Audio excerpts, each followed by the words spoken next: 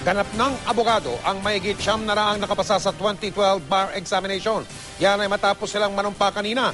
Ang hamon ngayon ni Chief Justice Maria Lourdes Herrero, baguhin ang negatibo raw na imahe ng mga abogado sa taong bayan. Isa ang anak ni Sereno sa mga pumasa sa bar. Nakatutok si Lia Manyalak del Castillo.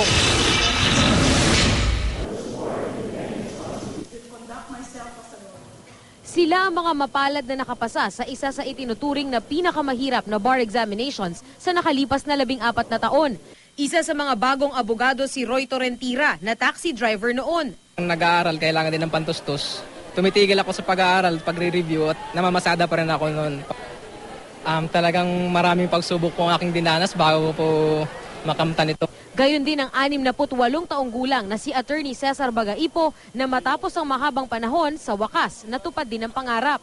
The word exactly is not elated but something there is fulfillment pa.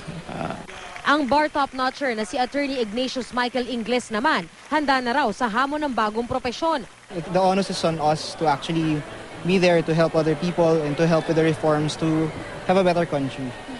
Si Chief Justice Maria Lourdes Sereno hinamon ang mga bagong abogado na baguhin ang negatibong imahe ng mga abogado sa publiko.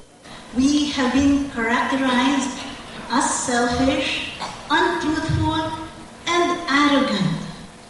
It is no small matter if each of you will say in your heart, I will not be corrupt, and I will not allow anyone to corrupt me. Isa rin sa mga nakapasa sa 2012 bar exams ang anak mismo ni Chief Justice Sereno na si Attorney Jose Lorenzo Sereno. But how do you feel lang? Of course it's very elating, no? So, but thank you talaga. How about the comments na parang in-accommodate lang daw because you're this one? Basta no comment. I'm sorry, guys. Tumanggi ring sagutin ng kabiyak ni Chief Justice Sereno ang tanong, pero masaya raw siya sa pagpasa ng anak.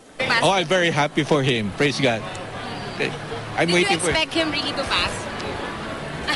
Thank you, sir. Lia Manyalak del Castillo, nakatutok, 24 oras.